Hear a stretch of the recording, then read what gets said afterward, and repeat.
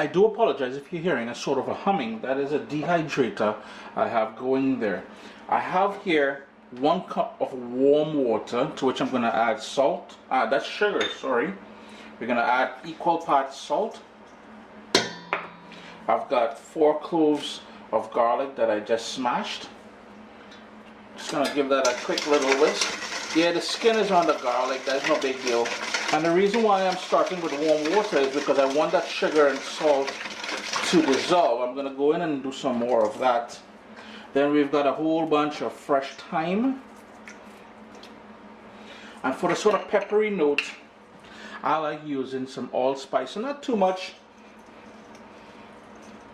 About 6, maybe 8 berries of that allspice. And finally, for the sort of onion note, I have here some scallions or green onions or spring onions. I'm not sure how you refer to it.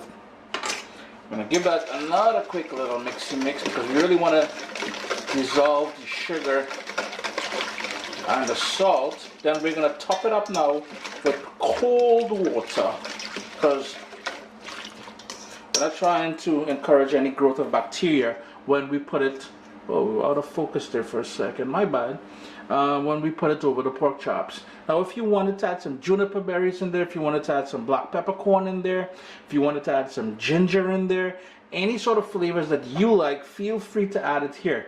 Cold water time. You're going to use as much water as you need to cover the pork chop with. These are my pork chops. I put it into a plastic container now where I'm going to pour the brine onto it, seal it up, put it into the fridge. We want it in there for at least 2 hours.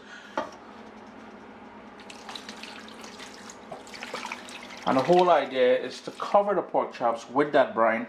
So I'm going to go ahead now and just move them around a little bit. Move the herbs around. Put the lid on there, make sure everything is submerged under the brine, and then that's about it. Cover it up, put it into the fridge. After the 2 hours, as I said, 2 hours at least. Maximum I would go is 4. I wouldn't do this overnight, but you would take it out, you would rinse it out, you would discard everything, you would rinse them off, pat them dry, pan fry them in the oven or on your grill. Today I'm going to be on the grill. So Chris here, Food FAQ, how to brine pork chops, and this way you're ensured to get nice juicy tender pork chops with all that flavor from the inside out. You're gonna love this one, man. Give it a try.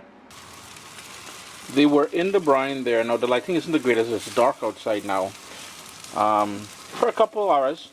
And then I rinse them, pat them dry on my barbecue here, on my propane grill. And then that's with my favorite barbecue sauce. And that's it, you know.